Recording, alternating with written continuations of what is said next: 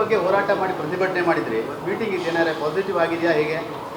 ಇಲ್ಲ, ಅದು ಇವತ್ತು ನಾವೇನು ದಿನಾಂಕ 28ರಂದು ಒಂದು 28ರಂದೇನು ನಮ್ಮಲ್ಲಿ ಒಂದು 18ನೇ ತಾರೀಕು ಬೇಕು, 18 ದಿನಾಂಕ 18ದಲ್ಲಿ ರಾಯಚೂರಿನಲ್ಲಿ KDP ಒಂದು ಸಭೆಯಲ್ಲಿ ನಾನು ಕೂಡ ನಮ್ಮ ದೇವದುರ್ಗದಲ್ಲಿ ಅನಧಿಕೃತವಾಗಿ 2 ಟೋಲ್ ನಿರ್ಮಾಣ ಮಾಡ್ಯಾರ ಅಂಥೇಳಿ ಈಗಾಗಲೇ ಸಾಕಷ್ಟು ಜನ ರೈತರು ಅಲ್ಲಿ ಹೋರಾಟಗಳು ಕೂಡ ಮಾಡಿದರು. ಆದರೆ ಅದು ಪ್ರತಿಫಲ ಸಿಕ್ಕಿರಲಿಲ್ಲ. ಆದರೆ ನಾನು ಕೂಡ ಒಂದು KDP ಒಂದು ಸಭೆಯಲ್ಲಿ ನಾನು ಕೂಡ ಚರ್ಚೆ ಮಾಡಿದ್ವಿ. ಅದಾದಮೇಲೆ ಜಿಲ್ಲಾ ಉಸ್ತುವಾರಿ ಸಚಿವರು ಶರಣಪ್ರಕಾಶ್ ಪಾಟೀಲ್ ಅವರು ನಮಗೆ ಒಂದು ಮಾತು ಕೊಟ್ಟರು. ಅವರು ಈಗ ತಾತ್ಕಾಲಿಕ ರದ್ದು ಮಾಡಿರಿ, ಬೆಂಗಳೂರಲ್ಲಿ ಸಭೆ ಕರೆದು ನಾವು ಇದಕ್ಕೆ ಒಂದು ಪರಿಹಾರ ಹುಡ್ಕೋಣ ಅಂತೇಳಿ ಹೇಳಿದರು. ಹಂಗಾಗಿ ನಾವು ಭಾಳ ನಮ್ಮ ಜನ ಭಾಳ ನಿರೀಕ್ಷೆ ಇಟ್ಟಿದ್ರು. ಇವತ್ತೇನು ಲೋಕೋಪಯೋಗಿ ಸಚಿವರು ಒಂದು ನೇತೃತ್ವದಲ್ಲಿ ಇವತ್ತು ಮಾನ್ಯ ನಮ್ಮ ಬೋಸೆ ಸಾಹೇಬರು ಮತ್ತು ಎಲ್ಲ ಅಧಿಕಾರಿಗಳು ಮತ್ತು ರಸ್ತೆ ನಿಗಮದ ಅಧ್ಯಕ್ಷರ ನೇತೃತ್ವದಲ್ಲಿ ಏನು ಸಭೆ ಆಯಿತು, ನಾವು ಅಂದ್ಕೊಂಡಿದ್ವಿ ಇದಕ್ಕೊಂದು ಶಾಶ್ವತ ಪರಿಹಾರ ಸಿಗ್ತದೆ ಅನ್ನೋಂಥದ್ದು ನಾನು ಮತ್ತು ನಮ್ಮ ಕ್ಷೇತ್ರದ ಎಲ್ಲ ಜನ ಅಂದ್ಕೊಂಡಿದ್ರು. ಆದರೆ ಆ ಒಂದು ನಿರೀಕ್ಷೆ ನಿಜವಾಗ್ಲೂ ಸುಳ್ಳಾಯಿತು. ಹಂಗಾಗಿ ನಾನು ಕೂಡ ಅರ್ಧದಲ್ಲೇ ಸಭೆಯಲ್ಲಿ ಅವರು ಹೇಳಿ ಎದ್ದು ಬಂದೀನಿ. ಯಾಕಂದರೆ ನಮ್ಮದಿಷ್ಟೇ, ಅಲ್ಲಿ ಜನರಿಗಾಗಿ, ನಂದೇನು ಸ್ವಯಂ ಒಂದು ಪ್ರತಿಷ್ಠೆಗಾಗಿ ನಾನು ಯಾವತ್ತೂ ಹೋರಾಟ ಮಾಡೋದಿಲ್ಲ. ನನ್ನ ದೇವದುರ್ಗ ಹಿಂದುಳಿದ ತಾಲೂಕು, ಹಂಗಾಗಿ ಅಲ್ಲಿ ರೈತರ ಮೇಲೆ ದೊಡ್ಡ ಪ್ರಮಾಣದ ಹೊರೆ ಬೀಳ್ತದ, ಅವಶ್ಯಕತೆ ಇಲ್ಲ. ಅಲ್ಲಿ ಯಾವುದೇ ಕಾರ್ಖಾನೆಗಳಿಲ್ಲ, ಯಾವುದೇ ಬಿಸ್ನೆಸ್ಗಳು ಏನು ದೊಡ್ಡ ಪ್ರಮಾಣದಿಲ್ಲ, ರೈತರ ಗಾಡಿಗಳು ಅಡ್ಡಾಡ್ತಾವೆ ಅನ್ನೋಂಥದ್ದು ಒಂದು ಮಾತಿಟ್ಕೊಂಡು ಹೋರಾಟ ಮಾಡಿದ್ದೆ ಸರ್. ಹಂಗಾಗಿ ನಾವು ಅಂದ್ಕೊಂಡಿದ್ವಿ, ಇವತ್ತು ಆ ನಿರೀಕ್ಷೆ ಸುಳ್ಳಾಯ್ತು ಅಂತ ನನಗೆ ಅನ್ನಿಸ್ತದ. ಭಾಳ ನೋವಾಗ್ತದೆ ಈ ವಿಷಯ ಕೇಳಿ. ಅಲ್ಲ, ಈಗ ನೀವು ಹೋರಾಟ ಕೂಡ ಮಾಡಿದ್ರಿ, ಮುಂದೆ ನಿಮ್ಮ ನಡೆಯನ್ನು ಹೋರಾಟ ಮಾಡ್ತೀರಾ ಹೇಗೆ? ಈಗ ನಾನು ಜನರ ಪರವಾಗಿ, ನಮ್ಮ ತಾಲೂಕಿನ ರೈತರ ಪರವಾಗಿ ನಾನು ಹೋರಾಟ ಮಾಡಿದ್ದೆ. ಆದರೆ ಮುಂದಿನ ದಿನಗಳಲ್ಲಿ ನಾನು ಕೂಡ ನನ್ನ ಕ್ಷೇತ್ರದ ಎಲ್ಲ ಜನರನ್ನ ಕೇಳಿ, ರೈತರನ್ನ ಕೇಳಿ ಒಂದು ಸಭೆ ಮಾಡಿ ಮುಂದಿನ ತೀರ್ಮಾನಗಳನ್ನು ನಾವು ತಗೊಳ್ತೀವಿ. ಯಾವುದೇ ಕಾರಣಕ್ಕೂ ನಮ್ಮ ತಾಲೂಕಿನಲ್ಲಿ ಅನಧಿಕೃತವಾಗಿ ಒಂದು ನಿರ್ಮಾಣ ಆದಂಥ 2 ಟೋಲ್ಗಳು, ಕಾಕರಗಲ್ಲು, ಜಾಲಹಳ್ಳಿ, ಇವೆರಡು ಟೋಲ್ಗಳನ್ನು ಬಂದ್ ಮಾಡಬೇಕು ಅನ್ನೋಂಥ ಒಂದು ಮನವಿ ಮಾಡ್ಕೊಂಡೀನಿ. ಸಚಿವರ ಬಗ್ಗೆ, ಸನ್ಮಾನ್ಯ ಜಾರಕಿಹೊಳಿ ಸಾಹೇಬ್ರ ಬಗ್ಗೆ ನನಗೂ ಕೂಡ ಭಾಳ ದೊಡ್ಡ ಪ್ರಮಾಣದ ಗೌರವದ. ಇವರು ನಮ್ಮ ಬೋಸಳೆ ಸಾಹೇಬ್ರ ಬಗ್ಗೆ ಮತ್ತು ಎಲ್ಲ ಇಡೀ ನಾನು ಅಲ್ಲಿ ಇರೋಂಥ ಎಲ್ಲ ಒಂದು ರಾಜಕಾರಣಿಗಳ ಬಗ್ಗೆ ದೊಡ್ಡ ಒಂದು ಕಾಂಗ್ರೆಸ್ ಪಕ್ಷದ ಎಲ್ಲ ಮುಖಂಡರ ಬಗ್ಗೆ ಕೂಡ ಗೌರವ ಅದ. ಆದರೆ ಅವರು ತೀರ್ಮಾನ ತಗೊಂಡದ್ದು ಇದೇನು ದೊಡ್ಡದಲ್ಲ, ಇದರಿಂದ ಏನು ಸರ್ಕಾರಕ್ಕೆ ದೊಡ್ಡ ಪ್ರಮಾಣದ ನಷ್ಟ ಆಗೋದಿಲ್ಲ. ಆದರೆ ಯಾಕೆ ಈ ಥರ ತೀರ್ಮಾನ ತಗೊಂಡ್ರು? ಒಬ್ಬ ಮಹಿಳೆಯಾಗಿ ನಾನು ರಾತ್ರಿಯೆಲ್ಲ ಕೂತ್ಕೊಂಡು ಹೋರಾಟ ಮಾಡಿದರೆ ಒಬ್ಬರು ಕೂಡ ಸರಿಯಾಗಿ ಅಲ್ಲಿ ಸ್ಪಂದಿಸಲಿಲ್ಲ, ಒಬ್ಬರು ಅಧಿಕಾರಿಗಳು ಬರಲಿಲ್ಲ. ಇದು ಯಾವ ನ್ಯಾಯ ಅನ್ನೋಂಥದ್ದು? ಒಬ್ಬರು ಶಾಸಕರಿಗೆ ಈ ರೀತಿ ಆದರೆ ರಾಜ್ಯದ ಜನರಿಗೆ ಯಾವ ರೀತಿ ನ್ಯಾಯ ಕೊಡ್ತಾರೆ ಅನ್ನೋಂಥದ್ದು ನನಗೆ ಭಾಳ ನೋವಾದ ಸರ್. ಅವತ್ತು ಹೋರಾಟ ಮಾಡೋವಾಗಲೂ ಕೂಡ ಅಧಿಕಾರಿಗಳು ಬರಲಿಲ್ಲ, ನೀವು ರಾತ್ರಿ ಎಲ್ಲ ಹೋರಾಟ ಮಾಡಿದ್ರು. ಅದೇನೇ, ಯಾರೂ ಬರಲೇ ಇಲ್ಲ. ಅವರು ಒಂದು ರವಾನೆ ಮಾಡಿದ್ರು ವಿಷಯವನ್ನು.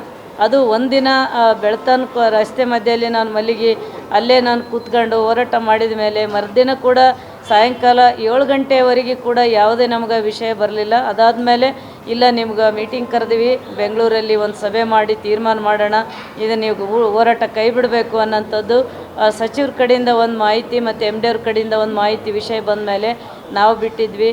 ನಿಜವಾಗ್ಲೂ ನಾನಂತರೂ ರೋಷ ಹೋಗ್ಬಿಟ್ಟೀನಿ ಈ ವಿಷಯದಲ್ಲಿ. ಭಾಳ ನೋವಾಗ್ತದೆ. ಯಾಕಂದರೆ ನಾನೊಬ್ಬ ಮಹಿಳೆ ಅಂತೇಳಿ ಇಷ್ಟು ಕಷ್ಟ ಕೊಡೋದನ್ನು ನಾನು ನನಗಾಗಿ ಅಲ್ಲ, ಇವತ್ತು ಜನರಿಗಾಗಿ, ರೈತರಿಗಾಗಿ ಹೋರಾಟ ಮಾಡಿದರೆ ಇವ್ರು ನೋಡಿದ್ರೆ ಈ ನಮ್ಮನ್ನು ಮಾಡಿದ್ದು ನಿಜವಾಗಲೂ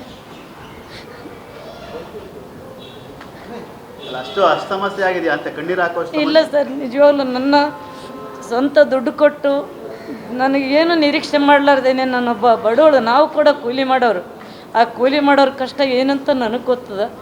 ಹಂಗಾಗಿ ಇವರೆಲ್ಲರಿಗೇನು ಮೀರಿದ್ದಲ್ಲ, ಎಂತೆಂಥ ಸ್ಕೀಮ್ಗಳು ಕೊಡ್ತಾರೆ, ಏನೇನೋ ಮಾಡ್ತಾರೆ. ಬಡವರಿಗಾಗಿ ಸ್ಕೀಮ್ಗಳು, ಎಲ್ಲ ಬಡವರಿಗೆ ಕಲ್ಯಾಣಕ್ಕಾಗಿ ಕಾರ್ಯಕ್ರಮಗಳು ಕೊಟ್ಟಿವೆ ಅಂತಾರೆ.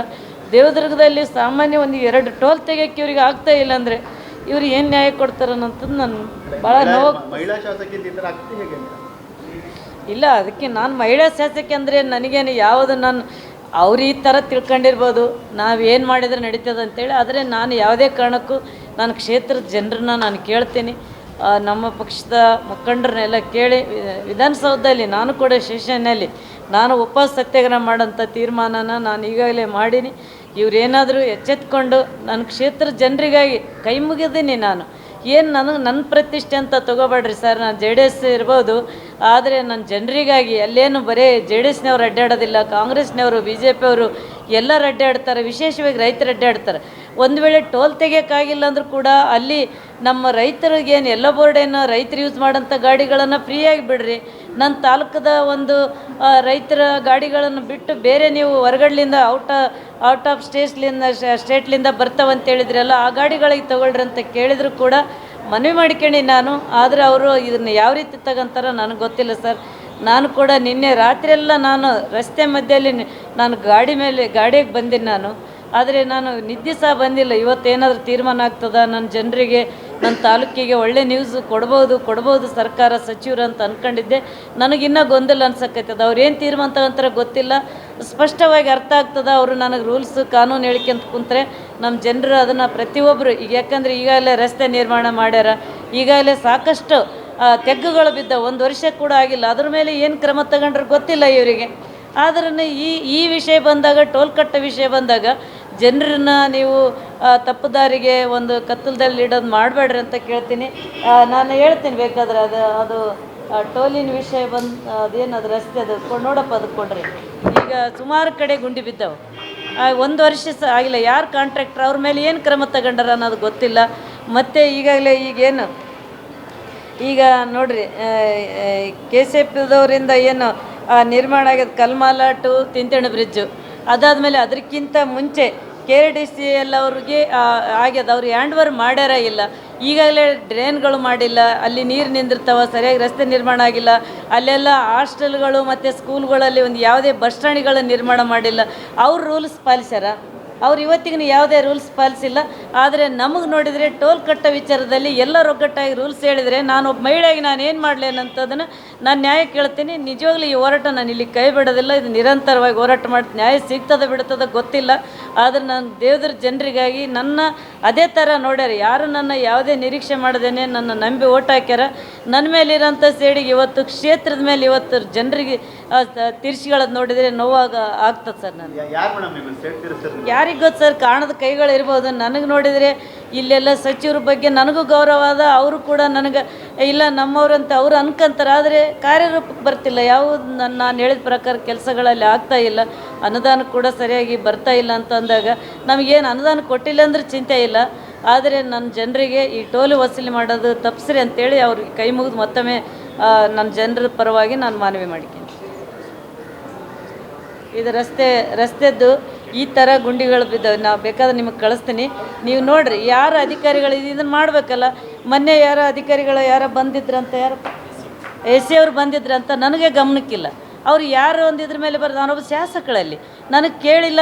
ನಾನು ಬಂದೀವಿ ಅಂತ ಅವ್ರಿಗೆ ಗೊತ್ತಾದ್ರೆ ನಾನೇ ಹೋಗಿ ಅವ್ರಿಗೆ ಭೇಟಿಯಾಗಿ ಸಮಸ್ಯೆಗಳೆಲ್ಲಿ ಅದಾವ ನಾನು ಹೇಳ್ತಿದ್ದೆ. ಆದರೆ ಅವರು ಅಷ್ಟನ್ನು ನಮ್ಮನ್ನ ಕೇರ್ಲೆಸ್ ಮಾಡ್ತಾರೆ. ಅಂದರೆ ಇದು ಮಹಿಳೆಯರು ಬರಬಾರ್ದು ರಾಜಕಾರಣಕ್ಕೆ ಅನ್ನೋದು ನನ್ನ ಒಂದು. ಯಾಕಂದರೆ ನಾನು ಅಧಿಕಾರಕ್ಕೆ ಬಂದು ಸಾಕಷ್ಟು ನೋವುಗಳು ಅನುಭವಿಸಕತ್ತೀನಿ. ನನ್ನ ಜನರ ಮೇಲೆ ಯಾವತ್ತು ತೊಂದರೆ ಆಗಬಾರ್ದು ಅನ್ನೋದು ನನ್ನ ಒಂದು ಬೇಡಿಕೆ. ಈಗ ಖಂಡಿತವಾಗ್ಲೂ ಈಗ ನ್ಯಾಯ ಸಿಕ್ಕಿಲ್ಲ. ಹೋರಾಟ ಕೂತ್ರೆ ಇನ್ನೇನು ರೀ. ಒಬ್ಬ ಶಾಸಕಳಾಗಿ ರಾತ್ರಿ ಎಲ್ಲ ರಸ್ತೆ ಮಧ್ಯೆ ಮಲಗಿದ್ರು ಒಬ್ರು ಯಾರೂ ಮಾತಾಡ್ಸೋದಿಲ್ಲ. ಮಳೆಗೆ ನಾನು ಕೂತೀನಿ. ಆದರೆ ಒಬ್ಬರು ಸರ್ಕಾರದಾಗ ಇರೋರಾಗಲಿ ಅಧಿಕಾರಿಗಳಾಗಲಿ, ಇರಲಮ್ಮ ನಾವೆಲ್ಲ ಅದಕ್ಕೆ ಒಂದು ಪರಿಹಾರ ಹುಡ್ಕೋಣ, ನಿಮ್ಗೊಂದು ನಾವು ಭರವಸೆ ಕೊಡ್ತೀವಿ ಅಂತ ಹೇಳಿಲ್ಲ ಅಂತಂದರೆ ಮಹಿಳೆ ಯಾಕೆ ಬರಬೇಕು ಅಧಿಕಾರಕ್ಕೆ ಅನ್ನೋಂಥದ್ದು ನನ್ನ ಕ್ವಶನ್. ಈಗಾಗಲೇ ನನಗೆ ಪ್ರಶ್ನೆ ಒಂದು ಮೂಡ್ತದಂತ ನಾನು ಹೇಳ್ತೀನಿ.